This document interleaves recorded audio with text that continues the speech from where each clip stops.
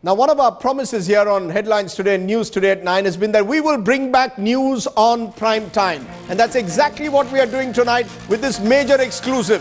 We have accessed the first report of the Special Investigation Team on black money. Take a look at what that report is saying. It is showing 122 cases are repeat entries. It is showing that 289 of the cases are cases where there is zero account. It is asking the government to renegotiate and amend the double taxation avoidance agreement. It speaks about the total illicit financial flows between 2000 and 2011 and wants a competent agency to deal with black money cases. All these details are coming in an exclusive report that our correspondent Ashish Maharishi has now accessed. I want to go straight to you, Ashish Maharishi, because you have accessed this major report. If you're watching the channel tonight, this is where you've got to get this major report. Take a look at this report. This is what the report is showing.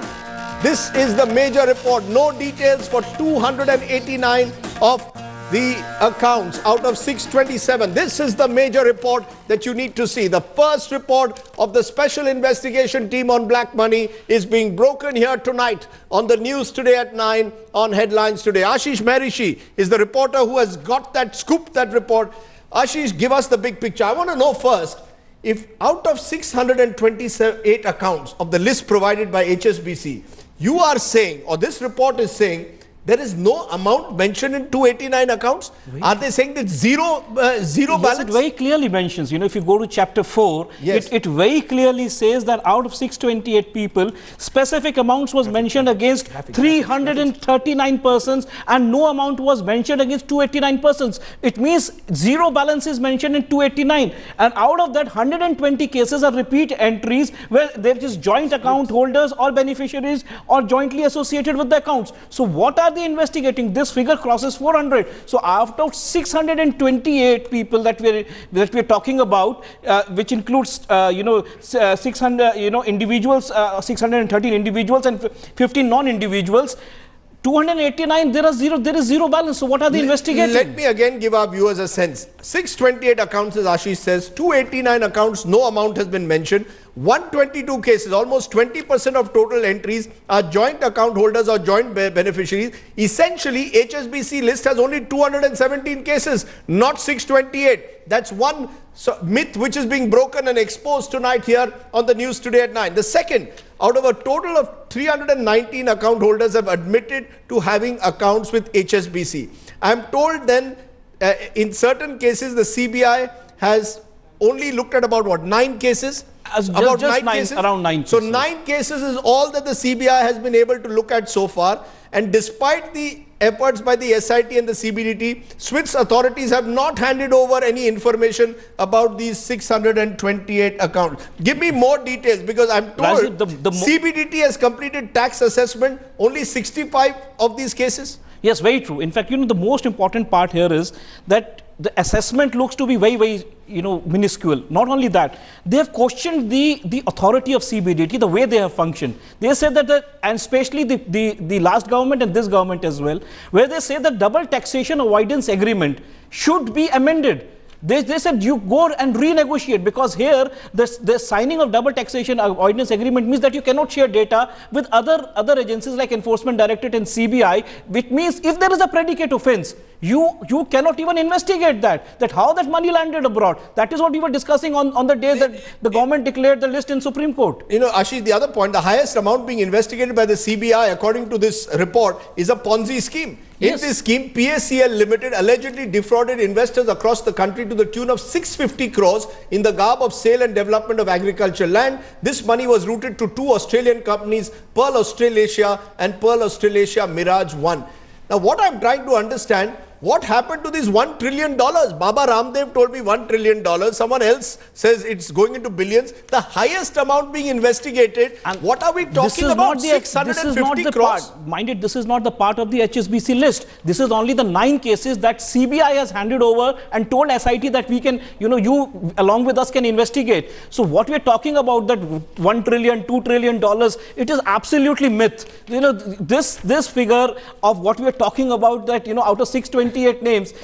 If 289 are having zero balance, was it purposely removed the balance? Was it removed? That's an important point. That is a big question. Let me bring it to Mahesh Jethmalani of the BJP, who also headed their task force on black money, has raised his voice on this issue for several years. Mahesh Jethmalani, what is going on? If the first SIT report, as accessed by Headlines Today tonight, is showing that 289 accounts have zero accounts in them, another 20% are joint account holders, and the highest amount being investigated is 650 crores, what are we talking about?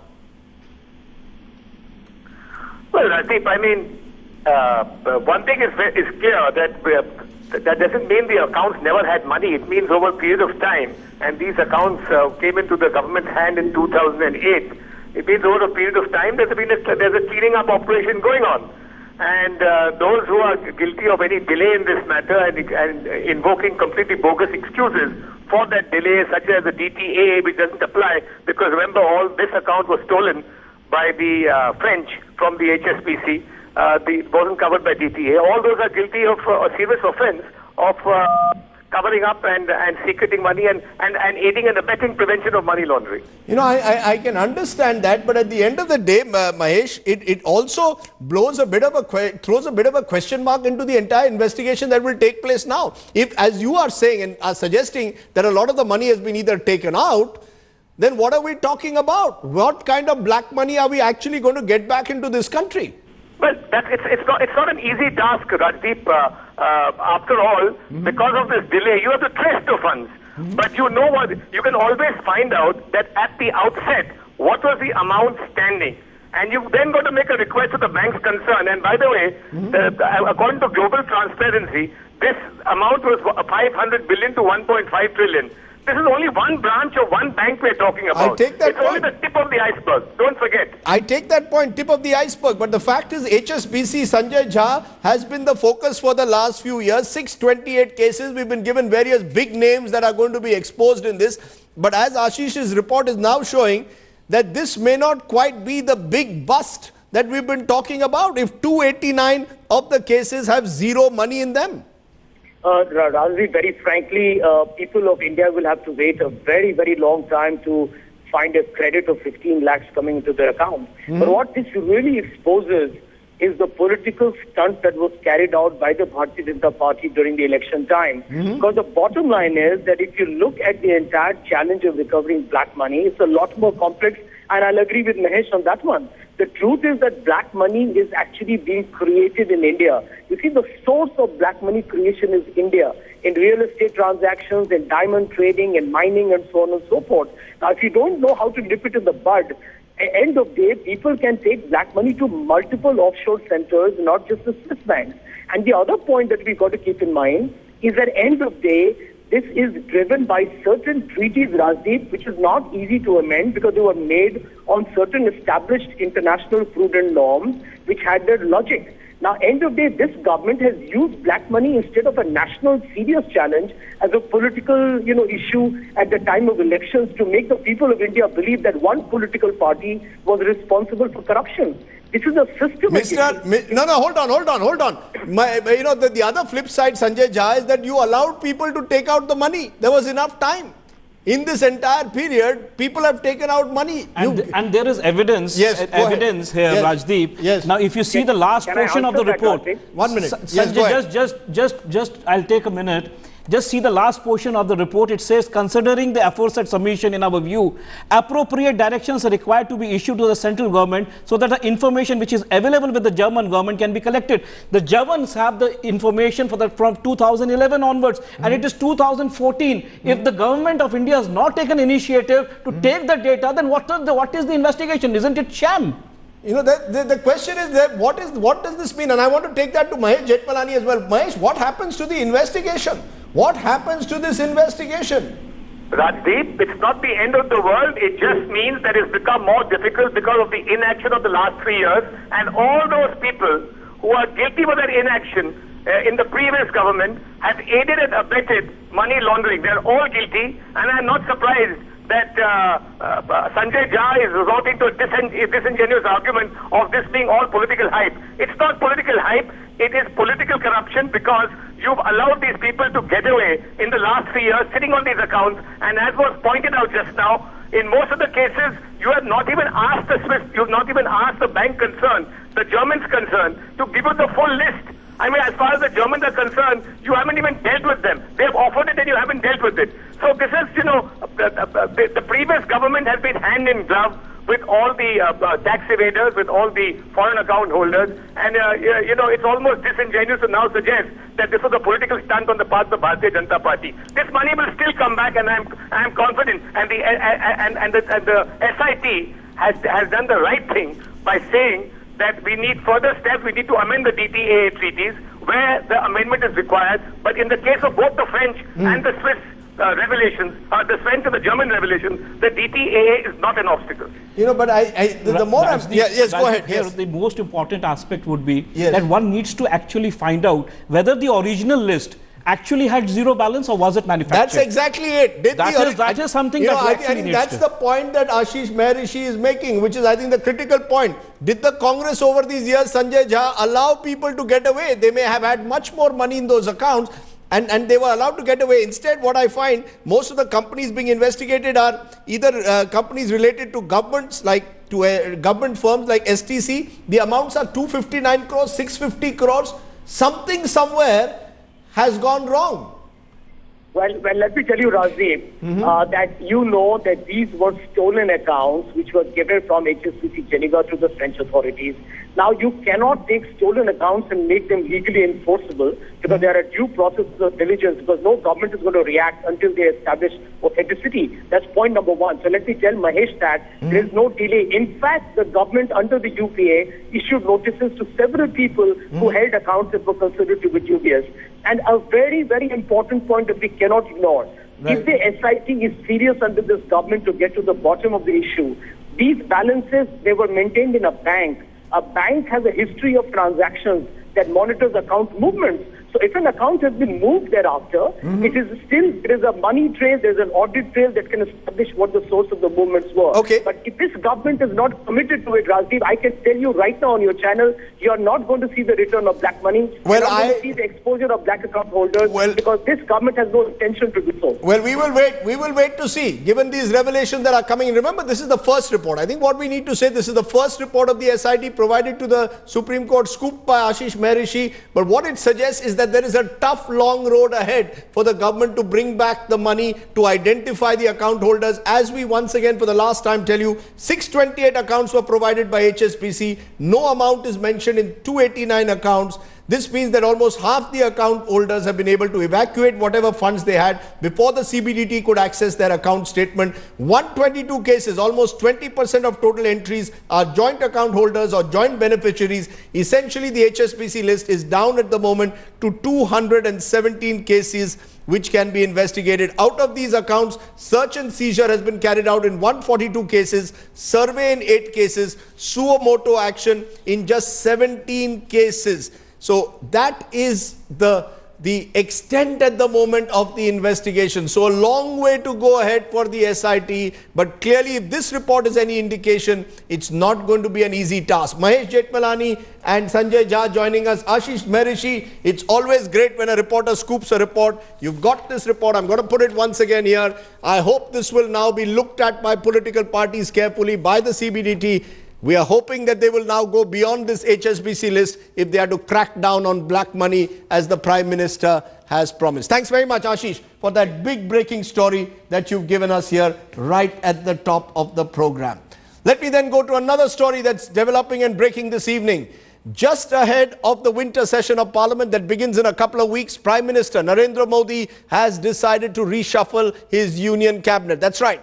The mega cabinet facelift, or the first big reshuffle, is likely on the 9th of this month. That's on Sunday. Sources telling Headlines Today tonight, the cabinet is set to see an expansion with 10 new ministers being inducted, as the present cabinet ministers have been entrusted with the responsibility of handling more than one ministry. The big one could be Goa Chief Minister Manohar Parrikar. He is now front runner to become the defense minister. He has declined to comment on the issue, but sources saying he could well be a replacement for Defence Minister Arun Jaitley. Other names being mentioned: Rajiv Pratap Rudy, Anurag Thakur and Ram Madhav of the Bharatiya Janata Party. But the big one is Manohar Parrikar. Why is he so important? one of the most successful BJP Chief Ministers, Chief Minister of Goa. He's been acceptable in a state with a large Christian population, strong administrative abilities, a clean image, seen as energetic and efficient. He's a former IITian, also seen as someone who can take tough calls when needed. He's an RSS favorite who was once considered for the post of BJP president. Speculation that you might come to Delhi in a different role in the Union Cabinet. I said I have not discussed, or he has not discussed anything about that with me. So as of now the issue is dead. The news is dead. Okay, let's then go straight across to Rahul Kanwal, who's giving us that big story. Rahul, Manohar Parrikar at the moment keeping his cards close to the chest. Is he now going to bite the bait and move from Panjim to from Panjim to Delhi? Rajdeep, let me just build a caveat before I start out with what we know. There's only one person who actually knows what he intends to do, and that's Modi, and he's not sharing too much information with anyone. So there's no one with full confidence who can claim he knows who these 8-10 names are likely to be.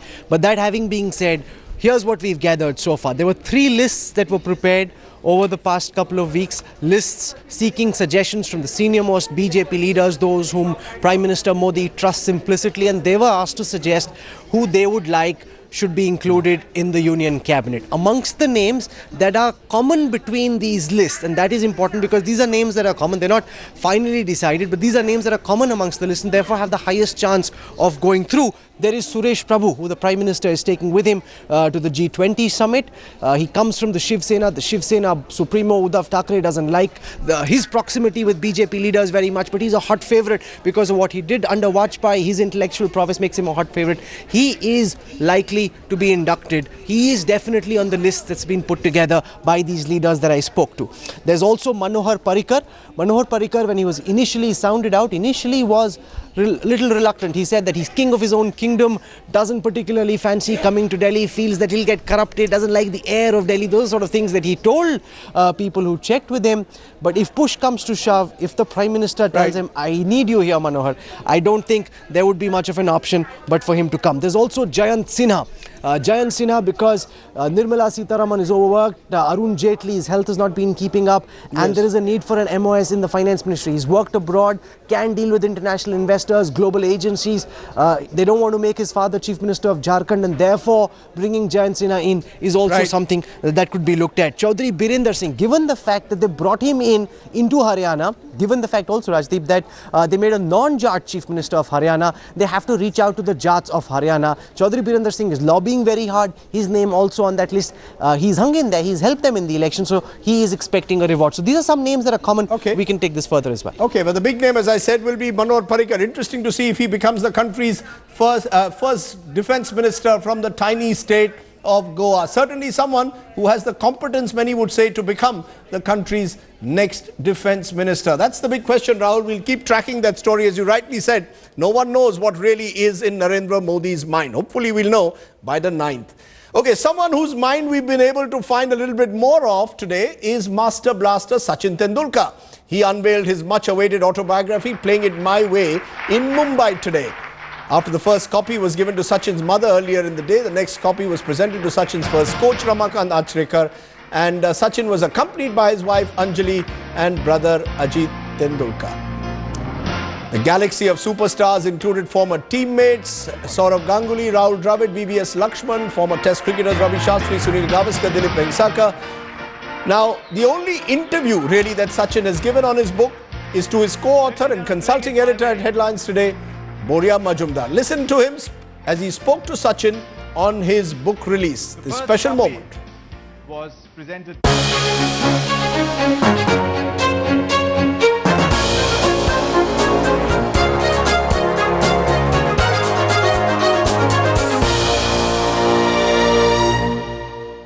I'll start this interview with 2 questions. One, your highest point, the World Cup win of 2011. Second, your lowest point, the World Cup defeat of 2007.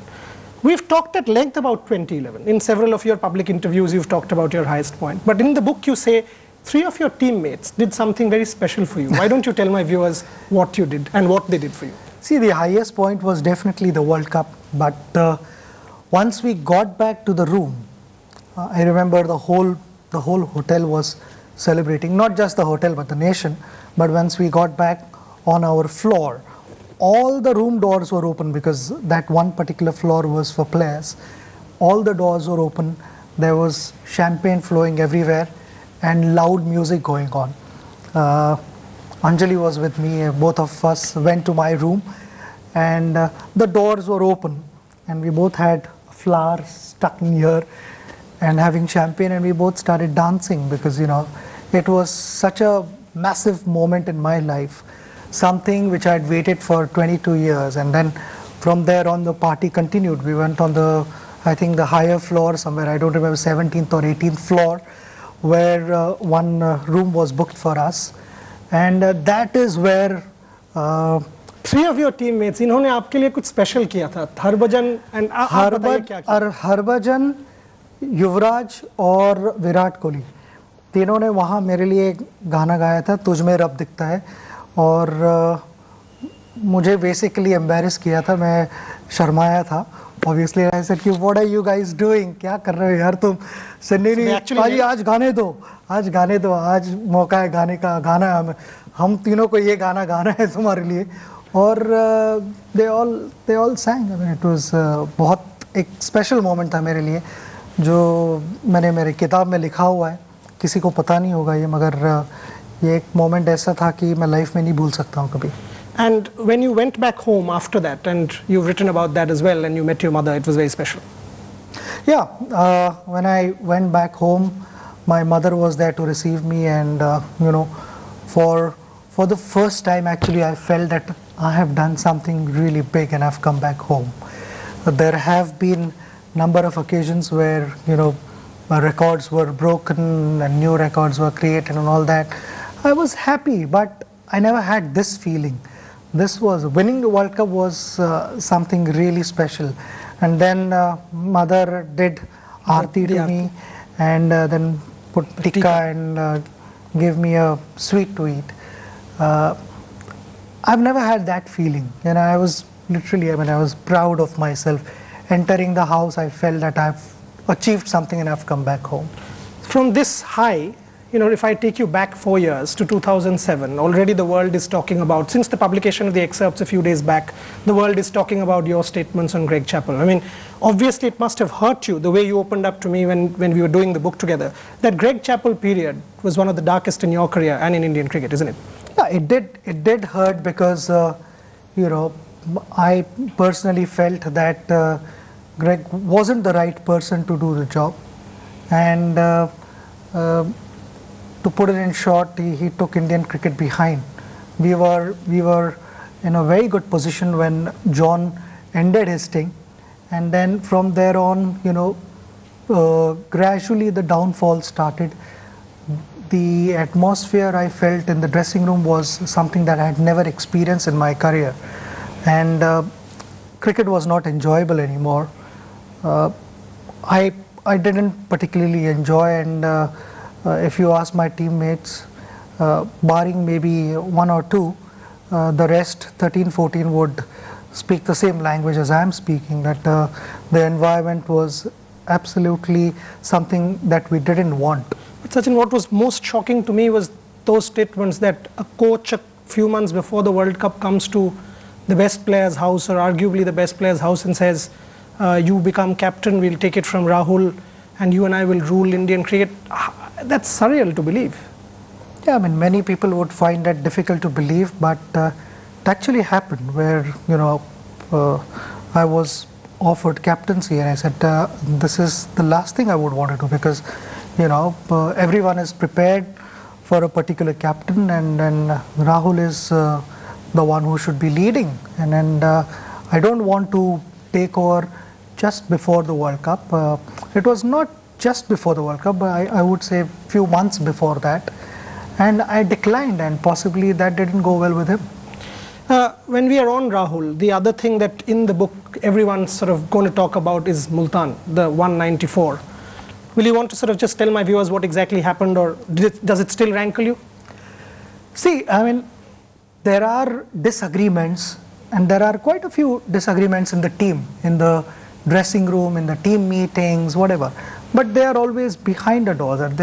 There was one disagreement which happened, that declaration, it happened out in the middle. And whatever I felt, I spoke to Rahul and I got it off my chest. And you know, for us, we both had moved on. You know, I gave him my word that, you know, he was a captain at that time, and I said, you will have 100% commitment from me on the field. I just need a little more time off the field to settle down, and then things will be normal. And I'm so glad that, you know, after that, we've had some amazing partnerships, some match-winning partnerships together, and above all, we've continued to be good friends. You know, so for us, we had closed the chapter there and then. You know, once the match was over, you know, we forgot about it and we moved on and we ended up winning the series. So I don't think, I mean, you know, yes, I mean, there was a bit of disagreement, but it ended there and then. Let me take you away from cricket, because the book is not about Sachin Tendulkar, the cricketer, but about your life as well. The world waits for you, for your interviews, for where you go, your fans. But at one point in time, you waited for Anjali for 40 minutes, kept driving up and down Bandra. Why don't you tell my viewers what happened? Well, I mean, when we were not married, and at that time, none of my family didn't know about Anjali, and Anjali's family didn't know about me.